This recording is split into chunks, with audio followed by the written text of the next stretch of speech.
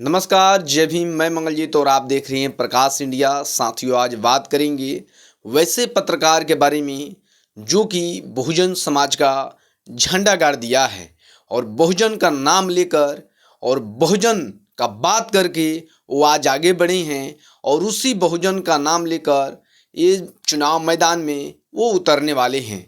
बात करने वाले हैं उस महान व्यक्ति के बारे में, उस शख्सियत के बारे में जो कि उनका पूरा बहुजन समाज दीवाना है। वो व्यक्ति कहीं और से नहीं बल्कि बिहार के धरती से हैं और बिहार के धरती जो वैशाली की धरती कहा जाता है, लोकतंत्र की धरती कहा जाता है, जो अगर पहली बार कहीं भी गणराज हुआ करता था तो वो स्थान था वैशाली। जी हाँ दोस्तों, वैशाली के जो शंभू सिंह जी हैं उनके बारे में बात करने वाले हैं।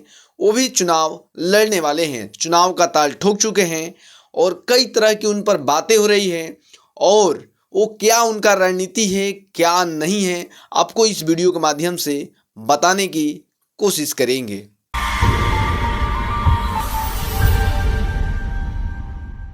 तो दोस्तों, हम उनको लेकर खास एपिसोड लेकर आए हैं और उनको लेकर बताएंगे कि किस तरह से उनका चुनावी तैयारी चल रही है और क्या ऐसा बयान दिए हैं जिसके माध्यम से सब लोग बाही बाही कह रहे हैं। जो शंभू सिंह है वो स्पष्ट कर रहे हैं कि सिर्फ धनवान व्यक्ति, बाहुबली व्यक्ति नहीं जीत सकता है, गरीब का बच्चा भी जीत सकता है ये चुनाव, बहुजन समाज का बच्चा भी ये चुनाव जीत सकता है। और उन्होंने उदाहरण दिया कि किस तरह से गरीबी से निकले हुए लल्लू यादव, गरीबी से निकले हुई मायावती जी, गरीबी से निकले हुए मुलायम सिंह यादव, गरीबी से निकले हुए रामविलास पासवान, गरीबी से निकले हुए नीतीश कुमार जी, ऐसे तमाम बहुजन नेता जिन्होंने झंडा गाड़ दिया है और किसी को लगता है कि पैसा का, बिना पैसा का चुनाव नहीं हो सकता है। और इस चीज़ को साबित करने के लिए शंभू सिंह ने ताल ठोक दिया है और उनसे अब जानेंगे कि आखिर वो क्या क्या कह रहे हैं, किसको लेकर क्या कह रहे हैं, हम जानने की कोशिश करेंगे। तो सबसे पहले एक ट्वीट करते हैं और कहते हैं, आप देंगे साथ, 75 साल से बहुजन नहीं बन पाया संसद, धन बल बाहुबल का है कब्जा, वैशाली मेरा गृह जिला है, बिहार के वैशाली लोकसभा सीट से चुनाव लड़ेंगे शंभू सिंह। इसके बाद में दोस्तों दूसरा का ट्वीट होता है, धन बल बाहुबल का जवाब, बहुजन वैशाली में इस बार बहुजन चलेगा, फूलन देवी का संघर्ष याद रखेगा हर बहुजन। इसके बाद में दोस्तों कहते हैं, एक ट्वीट निधि रतन का आता है और निधि रतन कहती हैं कि बिहार के वैशाली लोकसभा सीट से चुनाव आ रहे हैं लड़ने शंभू सिंह, अब बात के साथ बगावत भी होगी।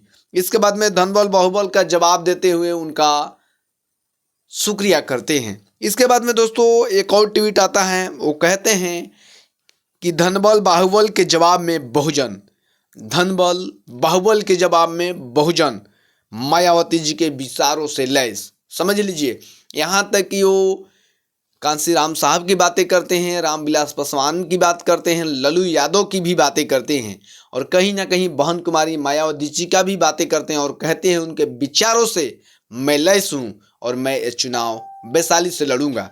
इसके बाद में दोस्तों ट्वीट आता है उनका, 100 में 90 शोषित है, 90 भाग हमारा है, जो जगदेव प्रसाद जी का नारा था, उनका जो कोट था, उस कोट को कहते हैं कि 100 में 90 शोषित हैं, 90 भाग हमारा है। समझ लीजिए।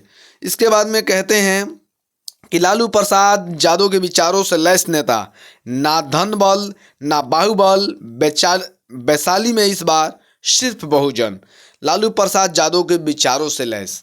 इसके बाद में दोस्तों कह रहे हैं कि वैशाली में 75 साल से बहुजन की भागीदारी नहीं हुई है। इसके बाद में एक ट्वीट करते हुए फिर कहते हैं कि बहुजनों को राजनीति करने से क्यों डराते हैं लोग, सारे बहुजन नेता गरीबी से निकले हैं। देख लीजिए, वो पूरा रिकॉर्ड दिखाते हैं कि सब जितने भी बहुजन समाज के नेता हैं वो गरीबी से निकले हुए हैं।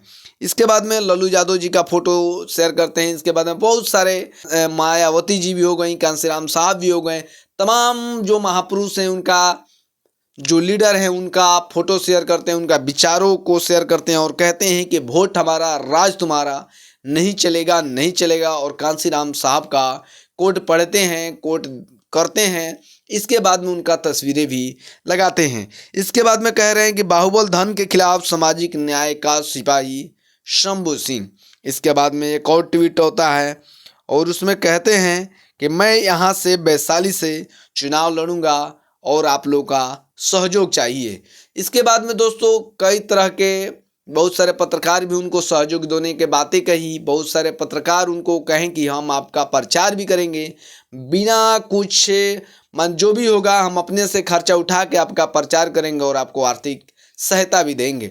इसके बाद में दोस्तों बातें चल रही थी कि बहुजन समाज पार्टी से वो चुनाव लड़ने वाले हैं वैशाली से, लेकिन अभी तक इस सारी चीज़ों को कंफर्म नहीं हो पाया है कि वो वहाँ से बीएसपी के चुनाव चिन्ह से लड़ेंगे या खुद निर्दलीय वो प्रत्याशी होंगे। इसके बाद में ऐसा नहीं लगता है दोस्तों कि वो किसी सिंबल से वो चुनाव लड़ें। शायद हमको लगता है कि अगर लड़ेंगे तो शायद निर्दलीय से लड़ेंगे।